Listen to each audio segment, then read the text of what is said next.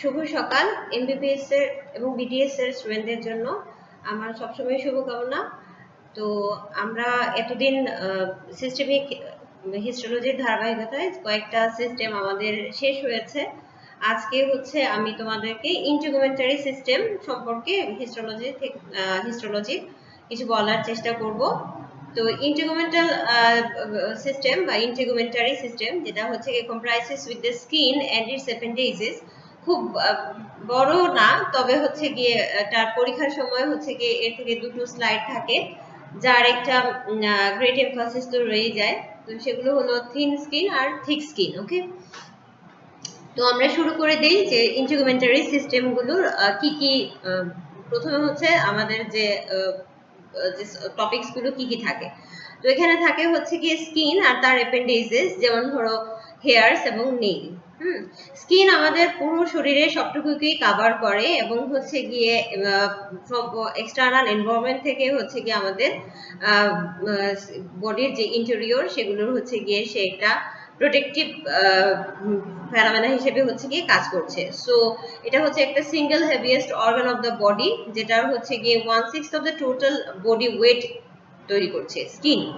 ঠিক আছে, এবং এর সারফেস এরিয়া হচ্ছে 12 স্কয়ার ফিট। তো এই হলো গিয়ে আমাদের কিছু ইন্ট্রোডাক্টরি কথাবার্তা। এখন হচ্ছে গিয়ে আমাদের ভাইভাতেও হয়তো বা তোমাদেরকে অনেক সময় জিজ্ঞেস করে ফেলতে পারে যে what are the function of the skin. তখন হচ্ছে কি তুমি একটু বুঝিয়ে বলবা। তো কি কি বলবা?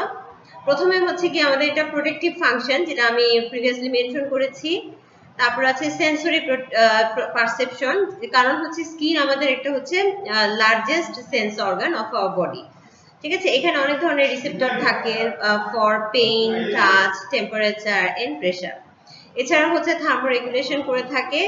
এখানে হচ্ছে ভিটামিন ডি এর সিনথেসিস হয়ে থাকে, যেমন হচ্ছে 7-ডিহাইড্রোকোলিক্যালসিফেরল, যেটা ইউভি লাইটের সাথে তখন হচ্ছে কি ভিটামিন ডি টা সিনথেসিস হয়। এছাড়া রয়েছে এক্সক্রিটরি ফাংশন, যেখান থেকে এক্সক্রিটরি অর্গানের মাধ্যমে কিছু সার্টেন নাইট্রোজেনাস ওয়েস্ট প্রোডাক্টস এবং ওয়াটার সেটা হচ্ছে এক্সক্রিট করে থাকে। এছাড়া ব্লাড প্রেশার রেগুলেশন করে থাকে।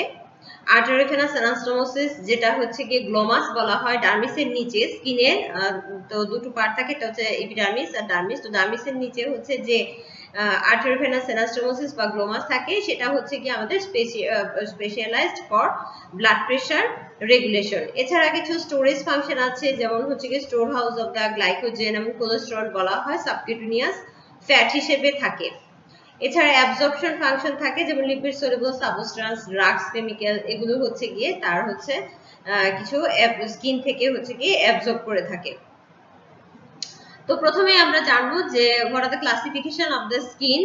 স্কিন হচ্ছে গিয়ে দুটো টাইপ, সেটা হলো গিয়ে থিন স্কিন বা হেয়ারি স্কিন, যেটা সবচেয়ে বেশি জায়গা জুড়ে যেটা থাকে সেটা, আর হলো থিক স্কিন অথবা গ্ল্যাব্রাস স্কিন। ওকে, তো থিন স্কিন গুলো হচ্ছে ইপিডার্মিস, যেটার হচ্ছে গিয়ে খুবই পাতলা, যার মধ্যে হেয়ার থাকে এবং বডির অলমোস্ট সব জায়গায় except the palm of the hand and sole of the feet, এগুলো ছাড়া যেখানে সবখানেই পাওয়া যায়।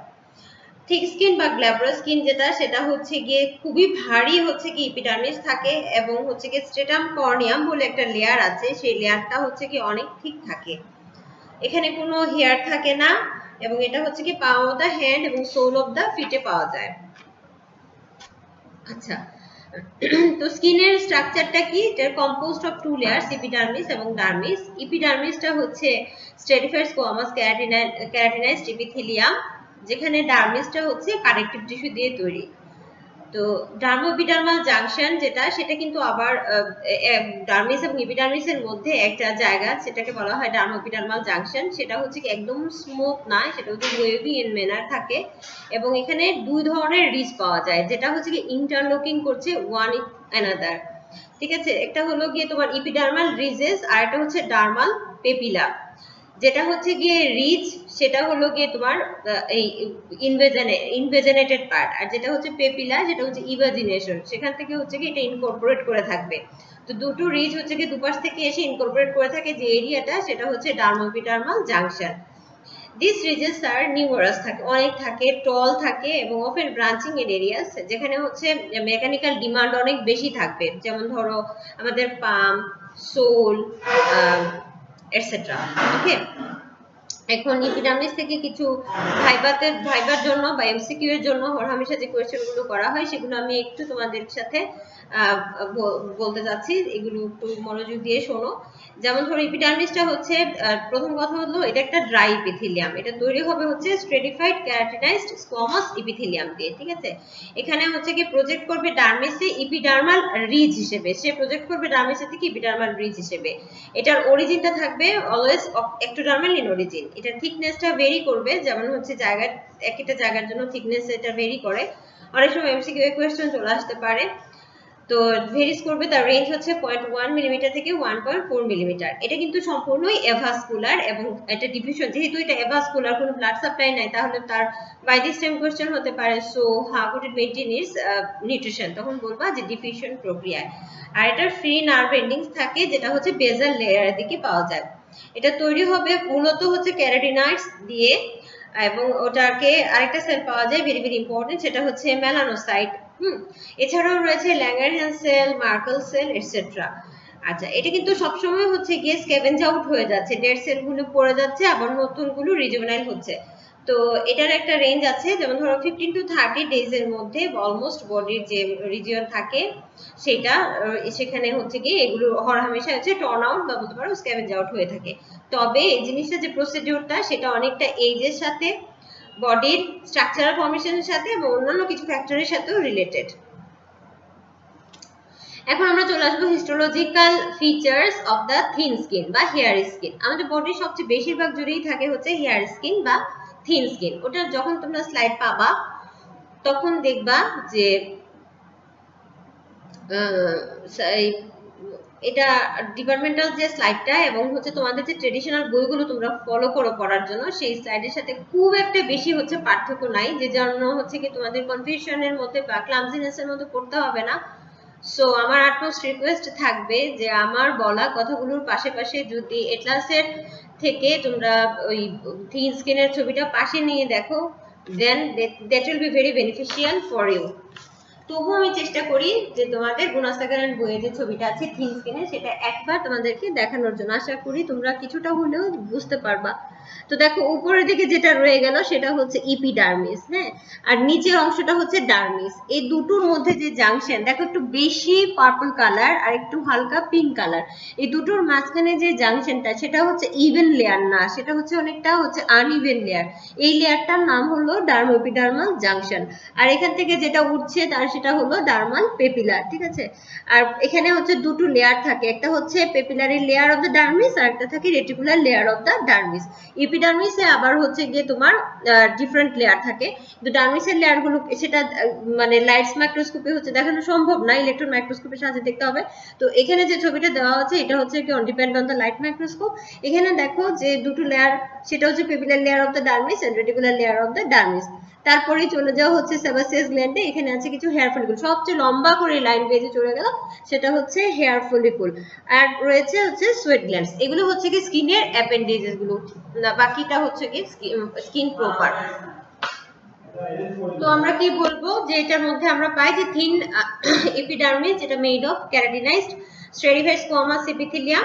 এখানে স্ট্রেটাম কর্নিয়াম ইজ হাই, আমি পরে আসছি এপিডার্মিসের লেয়ারগুলো লেয়ার ওয়াইজ আমি বলবো, ক্রনোলজিক্যালি তাদের সেল সম্পর্কে আলোচনা করব। কিন্তু এখন আপাতত শোনো যে একটা স্লাইড ধরে তোমাদেরকে বলতে হবে যে this the slide of thin skin or বলতে পারো হেয়ার স্কিন।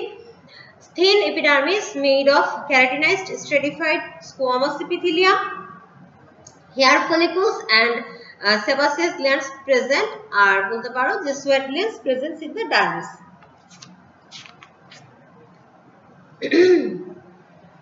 আচ্ছা, এখন চলে আসি আমি থিক স্কিনে যাওয়ার আগে চলে আসবো যে কি কি লেয়ার আমরা এপিডার্মিসে পাই। থিক স্কিনের চাইতে থিন স্কিন আমাদের হচ্ছে পরীক্ষার জন্য সবচেয়ে বেশি ইম্পর্টেন্ট। সো আমি প্রথমে হচ্ছে থিন স্কিন সম্পর্কে বলার চেষ্টা করব, তারপরে হচ্ছে আমি থিক স্কিন সম্পর্কে বলবো। তো কি কি আছে লেয়ারের মধ্যে, লেয়ার অফ দ্য এপিডার্মিসে আমরা পাবো 5টা লেয়ার। তো প্রথম যদি আমি শুরু করি, তো প্রথমে হচ্ছে কি বেস থেকে একদম সুপারফিশিয়াল এর দিকে যাব। তো প্রথমে পাবো হচ্ছে স্ট্রেটাম বেসালি, এটা হচ্ছে সবচেয়ে ডিপেস্ট মোর লেয়ার। তো এখানের যে সেলগুলো থাকে সেগুলো হয় কিউবয়েডাল অথবা লো কলামনার হয়। আর এই সেল লেয়ার গুলোর হচ্ছে কি কিছু মাইটোটিক ফিগার শো করে এবং হচ্ছে গিয়ে এটা সুপারফিশিয়াল লেয়ারের দিকে তার মুভমেন্টটা হতে থাকে। এটা স্বাভাবিক, অন্যান্য ক্ষেত্রেও হচ্ছে, অন্য সব ক্ষেত্রে বেসাল সেলগুলির ক্যারেক্টারিস্টিক্স ফিচার একই রকম হয়। সো স্ট্রেটাম বেসালের ক্ষেত্রেও জিনিসটা একই, যে cells of this layer show mitotic figures and the newly form cells move towards the superficial layer. এটা অন্যান্য সব জায়গাতেই একই রকম, স্টেম সেল হিসেবে তাই অনেক বেসাল সেল কাজ করে থাকে। এরপর আসো স্ট্রেটাম স্পাইনোসাম। এখানেও হচ্ছে গিয়ে কিছু লেয়ার থাকে। স্ট্রেটাম স্পাইনোসাম যে লেয়ারটা, সেখানে কিছু লেয়ার থাকে, সেগুলো হচ্ছে গিয়ে পলিহেড্রাল সেলের, যেটা একটা আরেকটার সাথে ডেসমোসোম দিয়ে থাকে। তো ডেসমোসোম কি? Desmosome is a kind of junctional complex. এরকম এই ধরনের আরো জাংশনাল কমপ্লেক্সের নাম তোমরা জানো, যেমন হলো gap junction, tight junction.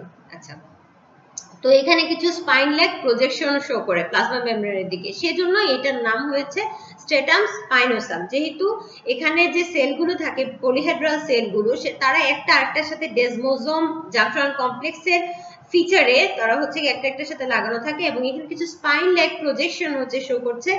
So হচ্ছে কি এটার নাম হয়েছে স্ট্রেটাম স্পাইনোসাম। তার ফাঁকে আমি একটা কথা বলে নেই, সেটা হচ্ছে যে আমি তোমাদেরকে বলবো যে সবটুকু মানে ইন্টিগুমেন্টারি সিস্টেমের সবটুকু হচ্ছে কি গুণাসাগারান থেকে থিওরিটিক্যাল পড়বা, বাট জাঙ্কুইরা বইটা থেকে একটু যদি হচ্ছে এখানে কিছু কম্পারেটিভ স্টাডি দেয়া থাকে জাঙ্কুইরাতে, যেমন থিন স্কিন থিক স্কিনের মধ্যে থাকে, এপোক্রাইন গ্ল্যান্ডের মধ্যে থাকে, তারপর হচ্ছে তোমার এই এপিডার্মিস ডার্মিসের মধ্যে থাকে। ওখানে জাঙ্কুইরা বইটার মধ্যে যে কম্পারেটিভ স্টাডিগুলো থাকে শুধুমাত্র ইন্টিগুমেন্টারি সিস্টেমের জন্য না, সব সিস্টেমের ক্ষেত্রেই যে কম্পারেটিভ স্টাডিগুলো দেওয়া থাকে, মানে পার্থক্যগুলো ডিফারেন্সগুলো দেওয়া থাকে, সেগুলো যদি তোমরা গুণাসাগারের বইয়ের পাশাপাশি জাঙ্কুইরা বইটা ফলো করো, আমার মনে হয় কনসেপশন তোমাদের আরো বেশি ক্লিয়ার হবে। ওকে, তো কি বলাতে ছিলাম, যে স্ট্রেটাম স্পাইনোসাম লেয়ার। তো স্ট্রেটাম স্পাইনোসাম লেয়ারটা হলো খুবই well developed areas of the skin এবং এখানে কিন্তু কন্টিনিউয়াস ফ্রিকশন এবং প্রেসার হচ্ছে। ওকে, তো আমরা চলে যাব হচ্ছে স্ট্রেটাম গ্রানুলোসাম থার্ড লেয়ারে। এটাও ওখানে আমরা জেনেছি যে স্ট্রেটাম স্পাইনোসাম লেয়ারটা অনেকগুলো লেয়ার দিয়ে তৈরি হবে, স্ট্রেটাম গ্রানুলোসামও হচ্ছে অনেকগুলো লেয়ার দিয়ে তৈরি হয়। তো তাদের রেঞ্জ হচ্ছে 3 to 5 লেয়ার্স। এখানে স্ট্রেটাম স্পাইনোসামে যে পলিহেড্রাল সেলগুলো ছিল, এখানে সেগুলোর ধরন হয়ে যাবে ফ্ল্যাটেন ফিউজিফর্ম সেল এবং এখানে হচ্ছে কি অনেক বেসোফিলিক কেরাটোহায়ালিন গ্রেনিউলস থাকবে। ঠিক আছে, আবার রিপিট করছি, সেগুলোর মধ্যে হচ্ছে অনেক বেসোফিলিক কেরাটোহায়ালিন গ্রেনিউলস থাকবে, যেগুলো হচ্ছে গিয়ে তোমার ক্যারাটিন যেটা, সেটার হচ্ছে প্রিকারসর হিসেবে কাজ করে। আচ্ছা, এখানে যে আমি যে স্টেইনটার কথা বললাম, মানে যে এনভায়রনমেন্টটা বললাম, সেটা হচ্ছে গিয়ে বেসোফিলিক। এটা মনে রাখতে হবে, এমসিকিউতে অনেক সময় চলে আসতে পারে। These membrane coating granules discharge their content into the intercellular space of the granular layer, যেখানে হচ্ছে কি একটা সিলিং ইফেক্ট তৈরি হয়। তো এই মেমব্রেন কোটিং গ্রানুল গুলো যখন তাদের সিক্রেটরি মেটালস গুলোকে থ্রু করছে, তখন হচ্ছে গিয়ে ফরেন মেটেরিয়ালস এর এগেইনস্টে তারা হচ্ছে গিয়ে সিলিং ইফেক্ট হিসেবে কাজ করে। তার মানে স্কিন যে আমাদের প্রোটেক্টিভ ফাংশন করে ফ্রম দ্য ফরেন এনভায়রনমেন্ট, বিভিন্ন ধরনের হচ্ছে গিয়ে নকশা সাবস্টেন্সের এগেইনস্টে, তো তার জন্য যে সবচেয়ে বেশি কার্যকরী রোল, তা হলো থার্ড লেয়ার মানে স্ট্রেটাম গ্রানুলোসাম। এরপরে আসো স্ট্রেটাম লুসিডাম, 4 নম্বর লেয়ারটা হলো স্ট্রেটাম লুসিডাম। সেখানেও হচ্ছে কি ফ্ল্যাটেন ইওসিনোফিলিক ডেড সেল থাকে। আগেরটা পেয়েছি বেসোফিলিক, এই 4 নম্বর লেয়ারে পাবো ইওসিনোফিলিক এবং এখানে হচ্ছে কি একটা হোমোজেনাস গ্লাসি লেয়ার তৈরি করে। স্ট্রেটাম লুসিডামটা আমরা চিনব কিভাবে? লাইট মাইক্রোস্কোপের মধ্যে তো চেনার তেমন কোনো সুযোগ নাই, যাই হোক ইলেকট্রন মাইক্রোস্কোপের মধ্যে থিওরিটিক্যালি আমরা তাকে গ্লাসি লেয়ার দেখে হচ্ছে তাকে চিনব। এখন এখানে অনেকটা হচ্ছে কি সাইটোপ্লাজম গুলোর মধ্যে প্রচুর পরিমাণে তোমার স্ক্লেরোপ্রোটিন থাকে, যেটাকে বলা হয় ক্যারাটিন, যেটা চলে আসছে হচ্ছে ক্যারাটোহায়ালিন গ্র্যানুলস এবং হচ্ছে টোনোফিব্রিলস থেকে। তো ক্যারাটোহায়ালিন গ্র্যানুলসটা আমরা কোথায় পেয়েছিলাম? তার আগের লেয়ারে স্ট্রেটাম গ্রানুলোসাম থেকে। যখন আমরা থিন স্কিন অফ দ্য স্কিনে এপিডার্মিসের 5টা লেয়ার পড়ব, তখন আমাদেরকে কিন্তু মানে আমাদের তাদেরকে বুঝতে হবে যে ওদের সিকোয়েন্স গুলো আসলে আমার স্কিনের যে কন্টিনিউয়াস কি হচ্ছে, যে শেডিং আউট হচ্ছে ডেড সেল গুলো, এবং এখানে দু ধরনের জিনিস মেলানোসাইটস এবং কেরাটিনোসাইটস যে ফাংশন গুলো, এগুলোর জন্য বুঝতে গেলে প্রথম থেকে হচ্ছে গিয়ে সেলগুলোর ক্রোনোলজিক্যাল ফাংশন আমাদেরকে বুঝতে হবে। ওকে, তো ছেড়ে ছেড়ে পড়ার কোনো কিছু নাই, সমস্ত গোটাটা জিনিস মিলেই হচ্ছে কি আমাদের একটা স্ট্রাকচারাল ফর্মে আমাদেরকে জানতে হবে। তো পরবর্তীতে আসি যে স্ট্রেটাম কর্নিয়াম। যে স্ট্রেটাম কর্নিয়াম লেয়ারটা সেটা হচ্ছে সবচেয়ে বেশি সুপারফিশিয়াল লেয়ার। এখানে থাকে হচ্ছে কি ফ্ল্যাটেন নন নিউক্লিয়েটেড ডেড স্কেলি ক্যারাটিনাইজ সেলস। প্রত্যেকটা কথাই ইম্পর্টেন্ট, কোনো কথাই হচ্ছে কি বাদ দেওয়া যাবে না। তো আমরা কি বলবো, ফ্ল্যাটেন নন নিউক্লিয়েটেড, এখানে যে সেলগুলো থাকে সেগুলোর মধ্যে নিউক্লিয়াস থাকবে না, ডেড স্কেলি ক্যারাটিনাইজড সেল, যেটা হচ্ছে কি হোল প্লাজমা মেমব্রেনটা হচ্ছে কি থিকেন থাকে, এবং যে সাইটোপ্লাজম ওখানে যে আমরা পাবো সেখানে তো নিউক্লিয়াস পাবো না, যে সাইটোপ্লাজম গুলো পাবো সেখানে হচ্ছে কি আমাদের কি থাকবে, ক্যারাটিন দিয়ে হচ্ছে ফিল করা থাকবে। তো এটা হচ্ছে কি খুব বেশি ভাইভাতে জিজ্ঞেস করা হয় যে 5 লেয়ার্স অফ দা থিন স্কিনের মধ্যে কোথায় হচ্ছে নিউক্লিয়াস নাই। ওকে, তো এই হলো গিয়ে আমাদের মোটামুটি লেয়ার সম্পর্কে আমরা যেটা বললাম। কিন্তু আরেকটা জিনিস খুব ইম্পর্টেন্ট, যে 5টা লেয়ারের মধ্যে পড়তে গিয়ে আমরা দেখেছি যে ডিফারেন্ট টাইপস অফ সেলস সেখানে হচ্ছে গিয়ে থাকে। তো প্রত্যেকটা সেল সম্পর্কে হচ্ছে গিয়ে আমাদের অ্যাডভান্স পরীক্ষাগুলোতে ধরো টার্মে প্রফে হচ্ছে আগে শর্ট নোট আসতো, ভেরি ভেরি ইম্পর্টেন্ট। আবার ভাইভাতেও অনেক সময় জিজ্ঞেস করা হয়, ভাইভার যে কার্ড থাকে সেই কার্ডগুলোর মধ্যে যে ছোট ছোট টপিকস থাকে সেই টপিকসের মধ্যে অনেক সময় এগুলো মেনশন করা থাকে। যেমন আমি উদাহরণ দিয়ে বলছি, তোমাদের জিজ্ঞেস করা হতে পারে কেরাটিনোসাইটস, তোমাদের জিজ্ঞেস করা হতে পারে মেলানোসাইটস, অথবা হচ্ছে ল্যাঙ্গারহ্যান্স সেল, অথবা মার্কেল সেল দেয়া থাকতে পারে, ভাইবার কার্ডেও থাকতে পারে, অথবা হচ্ছে গিয়ে তোমাদের রিটেন পরীক্ষায় থাকতে পারে। তো আমরা শুরু করি, কি বলবো, কেরাটিনোসাইটস এর মধ্যে যেগুলো হচ্ছে কি সবচেয়ে বেশি পরিমাণে থাকে আমাদের স্কিনের যত সেল আছে তার মধ্যে সবচেয়ে বেশি থাকে হচ্ছে 90% পপুলেশন, মোর দেন 90% পপুলেশন আর দা কেরাটিনোসাইটস, এবং তারা হচ্ছে কেরাটিনাইজেশন যে প্রক্রিয়া সেটার মধ্য দিয়েই যায়। এই 5টা লেয়ারই হচ্ছে কি পড়তে হবে এই জিনিসটা বোঝার জন্য। এবং তাদের মেইন ফাংশনই হলো তারা একটা টাফ কমপ্লেক্স স্ক্লেরোপ্রোটিন তৈরি করে, যার নামই হলো keratin. So what do you mean by keratin? Keratin is nothing but a tough complex scleroprotein layer.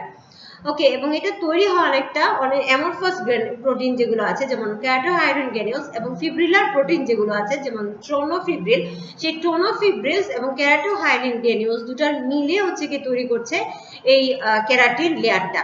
এবং এটার কাজ কি, মূল কাজই হলো এটা প্রোটেকশন ফাংশন দেয়া। এরপর আসো, কেরাটিনোসাইটস গুলো হচ্ছে মাইগ্রেট করে স্ট্রেটাম বেসিলি থেকে একদম সারফেসের দিকে, এবং তারা হচ্ছে কি কেরাটিনাইজেশন প্রক্রিয়ার মধ্যে দিয়ে যায়। এবং এই যে বারবার যে বলছি যে কেরাটিনাইজেশন যে প্রক্রিয়া তার মধ্যে দিয়ে যে যাচ্ছে, তো এই প্রসিডিউরটার মধ্যে কিছু ফাংশন আছে, এই প্রসিডিউর করতে গিয়ে তাকে কিছু চেঞ্জের ভিতর দিয়ে যেতে হয়। তো সেগুলো কি কি? প্রথম কথা হচ্ছে যে তারা loss of the mitotic potential, তাদের যে মাইটোটিক পটেনশিয়াল ছিল সেটা তারা হারাবে। তারপর হচ্ছে সেখানে কেরাটিন সিনথেসিস হবে, তারপরে সেখানে thickening of the plasma membrane হবে, তারপর সেখানে ডিসইন্টিগ্রেশন অফ দ্য নিউক্লিয়াই এবং অর্গানালিস হবে, তারপর সেখানে কর্নিফিকেশন এবং ডিসকমিশন অফ দ্য সেলস হবে। এরপর কি হবে, যে ডেড যে কর্নিফাইড কেরাটিনোসাইট গুলো আছে সেটা পিরিয়ডিক্যালি সেট আউট হয়ে যাবে আমাদের সারফেস থেকে। তো এই প্রত্যেকটা কথাই হচ্ছে কি ভাইবার জন্য ইম্পর্টেন্ট, এগুলো হচ্ছে রিটেনেও আসতে পারে, অথবা জানি না এমসিকিউ ম্যানারেও থাকতে পারে। চলে আসো মেলানোসাইটস। তো মেলানোসাইটস গুলোর মধ্যে কি, এগুলো হচ্ছে যেমন কেরাটিনোসাইটস গুলো first important cell, more than 90% population of the cell. দ্বিতীয় পজিশনে আছে মেলানোসাইটস গুলো। মেলানোসাইট গুলো কোত্থেকে আসে জিজ্ঞেস করা হয়, সেটা আসে হচ্ছে গিয়ে নিউরাল ক্রেস্ট সেল ডেরিভেটিভ। এটা very very important for the gross viva also. আচ্ছা, তাদের কি থাকে, তারা হচ্ছে গিয়ে এপিডার্মিসের বেজাল লেয়ারের দিকে থাকে, এবং তাদেরকে আমরা কেমন করে দেখতে পারবো, তাদেরকে আমরা H and E চেইন সেকশনের মাধ্যমে দেখতে পারবো। তো what do mean by the H and E section? সেটা হচ্ছে হিমাটোক্সিলিন এন্ড ইওসিন, মানে ন্যাচারাল দুটো ডাই, তাদের মাধ্যমে দেখতে পারবো। এখন আমি তোমাদের খুব শর্টকাটলি হচ্ছে বলার চেষ্টা করছি, অত বেশি ইলাবোরেশনের মধ্যে যাচ্ছি না, যেগুলো ইম্পর্টেন্ট সেই কথাগুলো বলছি। তো প্রসিডিউরটা বলি, যে in the process of the melanin synthesis প্রথমে যেটা হয় সেটা হচ্ছে কি, যে টাইরোসিন যেটা থাকে, what do mean by tyrosine? Tyrosine is another kind of protein. সেটা প্রথমে হচ্ছে কি ট্রান্সফর্মস হবে ডোপাতে। হ্যাঁ, তো এখানে হচ্ছে গিয়ে হিস্টোকেমিক্যালি আমরা এটাকে বলতে পারি 3,4-ডাইহাইড্রোক্সি ফেনাইল অ্যালানিন বা ডোপা। হ্যাঁ, তো ডোপাতে হচ্ছে কি ট্রান্সফরমেশন হওয়ার পরে এটার একটা ডোপাকুইনিন তৈরি হবে এবং যেটা হচ্ছে কি পরবর্তীতে মেলানিনে হচ্ছে ট্রান্সফরমেশন হবে। এটা খুব ছোট্ট করে বললাম কথাটা, যেহেতু হচ্ছে কি এটা তোমাদের আন্ডার গ্রাজুয়েট স্টুডেন্টের জন্য দ্য ট্রান্সফরমেশনস অফ দ্য মেলানিনটা খুব একটা বেশি ইম্পর্টেন্ট না, যতটা ইম্পর্টেন্ট পোস্ট গ্রাজুয়েশন স্টুডেন্টদের জন্য, সেজন্য একটু ভেঙে ভেঙে তোমাদের জন্য যেমন সোজা মনে হবে তেমন করে বলার চেষ্টা করলাম। কিন্তু তোমরা দেখবা যে জাইকুয়ের বইটার মধ্যে একটা চার্ট দেওয়া থাকে, ফ্লো চার্ট দেওয়া থাকে, সেই চার্টটা তোমরা একটু দেখে নিবা। তোমাদের পরীক্ষার জন্য হয়তো এতটা ইম্পর্টেন্ট না, কিন্তু তোমাদের বাকি জিনিসগুলো বোঝার জন্য বা তোমাদের ইন্টারেস্টের খাতিরে আমি তোমাদেরকে অ্যাডভাইস করলাম যে সেটা হচ্ছে তোমরা গুণাসাগরের বইয়ের পাশাপাশি জাইকুয়ের বইটা থেকে একটু দেখে নিবা। গুণাসাগরের ক্লামজি ওয়েতে লেখা, থিওরিটিক্যাল ওয়েতে লেখা, আর জাইকুয়াতে হচ্ছে গিয়ে একটা ফ্লো চার্ট আকারে লেখা। তো আমার কাছে এখন জাইকুয়ার বইটা নাই, থাকলে আমি তোমাদেরকে ফ্লো চার্টটা দেখিয়ে দিতে পারতাম। আচ্ছা, এখন চলো যে ল্যাঙ্গারহ্যান্স সেল, ল্যাঙ্গারহ্যান্স সেলের মধ্যে আমরা কি পাবো, সেগুলো হচ্ছে third most common type of cell. আগেরটা যেমন হচ্ছে গিয়ে হেমাটোক্সিন আর মিওসিন স্টেইন দিয়ে আমরা হচ্ছে প্যারানোসাইট কি দেখতে পাচ্ছি, ল্যাঙ্গারহ্যান্স সেলগুলো দেখার জন্য আমাদেরকে কিন্তু আরেকটা স্পেশাল স্টেইন নিয়ে যেতে হবে, সেটা হচ্ছে গোল্ড ক্লোরাইড। ওকে, শুধু নামটা মনে রাখো, গোল্ড ক্লোরাইড। আর ইলেকট্রন মাইক্রোস্কোপের নিচে এগুলো কিন্তু লাইট মাইক্রোস্কোপে দেখার কোনো মানে উপায়ই নাই। সো ইলেকট্রন মাইক্রোস্কোপে যখন আমরা দেখব তখন তাদেরকে দেখতে কেমন লাগে সেটা জিজ্ঞেস করা হয়। সেটা হচ্ছে টেনিস র্যাকেট শেপ গ্রানিউলস এর মতো দেখা যায়, তার একটা নাম আছে, সেটা হচ্ছে বারবেক গ্রানিউলস। হ্যাঁ, তারপরে হচ্ছে কি এখানে কি থাকে না, সেটা হচ্ছে টোনোফিলামেন্টস এবং ডেসমোসোম, যেটা সেগুলো হচ্ছে থাকে না। তারা কি ধরনের সেল, তারা অ্যান্টিজেন প্রেজেন্টিং সেল, যেগুলো হচ্ছে কি তোমার কন্টিনিউয়াস অ্যান্টি ডার্মিস, যেগুলো হচ্ছে কি তোমার অ্যান্টি ডার্মিসের যে লিম্ফয়েড সেল আছে সেখানে হচ্ছে কি থাকে। তারপরে হচ্ছে তাদের অরিজিনটা কি ধরনের অরিজিন, তারা হচ্ছে মেসোডার্মাল অরিজিন এবং তারা অবশ্যই মনোনিউক্লিয়ার ফ্যাগোসাইটিক সিস্টেমে টেক পার্ট, তারা হচ্ছে কি ওরকম সিস্টেমে হচ্ছে কি তারা অংশগ্রহণ করে। চলে আসো মার্কেল সেল, খুবই অল্প কথা। মার্কেল সেল হচ্ছে সেন্সরি সেলস, যেটা হচ্ছে কি আমাদের স্ট্রেটাম বেসালি লেয়ারের মধ্যে থাকে এবং হচ্ছে কি expanded terminal disc or nerve ending, যেগুলো স্পেশাল রিসেপ্টর তৈরি করবে, যেমন টাচ সেন্সেশন সেখানে হচ্ছে কাজ করবে। আচ্ছা, এই ছিল হচ্ছে কি আমার সেলস অফ দ্য 5 লেয়ার্স। আশা করি হচ্ছে তোমাদের আমি যতটুকু বললাম তার মধ্য থেকে তোমাদের কিছুটা হলেও মানে তোমাদের উপকার হবে। আর অবশ্যই তোমরা হচ্ছে কালার অ্যাটলাসের ছবি থেকে থিন স্কিনের স্লাইডটা বলবা। আমার আরো কিছুটা অংশ রয়ে গেছে, আমরা পরবর্তী ক্লাসে ইন্টিগ্রুমেন্টারি সিস্টেমটা শেষ করার চেষ্টা করব। তোমরা ভালো থেকো, সুস্থ থেকো এবং নিরাপদে থেকো।